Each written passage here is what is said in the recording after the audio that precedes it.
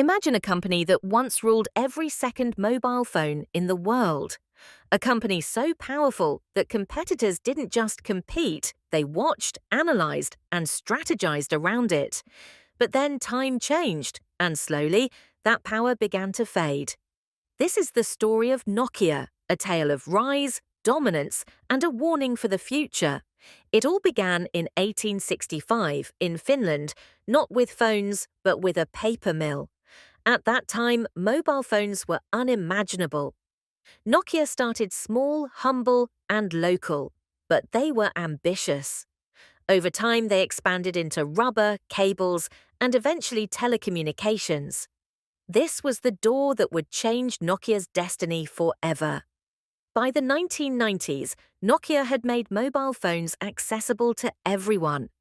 Every hand seemed to carry the same name, Nokia. Their phones were strong, their batteries long-lasting, and their reliability unmatched. Phones would fall, crush under pressure, yet they wouldn't break. People used to joke, the ground could break, but not a Nokia. Nokia became a symbol of trust, durability, and innovation. Markets worldwide embraced it. The company was thriving, profits were soaring, market share was climbing, and confidence was at an all-time high. This was Nokia's golden era. It seemed unstoppable, untouchable, a brand that had conquered the world. Graphs pointed skyward. Every quarter brought new records. Competitors had to rethink their strategies around Nokia's dominance. Executives were praised, investors were thrilled, and customers loved their products. Phones weren't just devices, they were a lifestyle. For many, Nokia wasn't just a phone.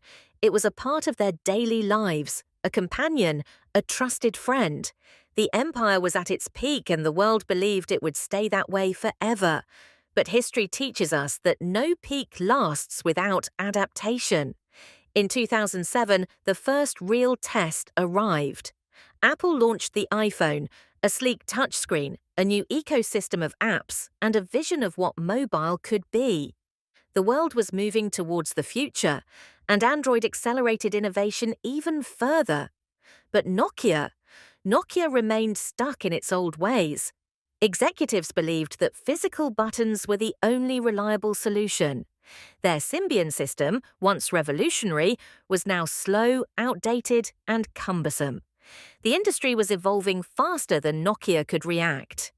Users began to complain. Developers started leaving for platforms with more potential. Internal politics slowed decision-making, vision was unclear, and meanwhile competitors surged ahead. Market share started to decline, profits, once soaring, began to drop, pressure mounted from investors, from employees, and from customers. It was a slow, creeping downfall, the kind that feels almost invisible until it's too late. In a bid to reclaim relevance, Nokia partnered with Microsoft, adopting Windows Phone as their new operating system. But the decision was too late. The once mighty empire began to crumble. Offices emptied, factories closed, and a brand that had dominated the globe was now struggling to survive.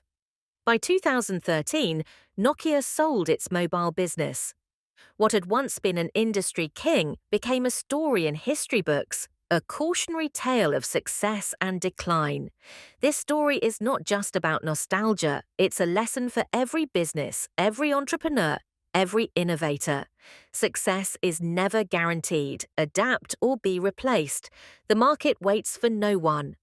Ego and comfort zones are your enemies. Clinging to old methods can be fatal. Innovation doesn't wait. If you wait for the perfect moment, the moment passes. Nokia reminds us that even the mightiest can fall if they fail to evolve. The future always demands change, and time does not stop for anyone. Today, the world has moved forward faster than ever before. Nokia stands as a symbol, not just of what was, but of what could happen if you stop adapting. If you were the CEO of Nokia, would you have made the same mistake? Could you have seen the storm coming before it was too late? Think about it, discuss it, share your thoughts, because the next Nokia could be anyone. It could be the next giant, the next empire, or if ignored, the next cautionary tale.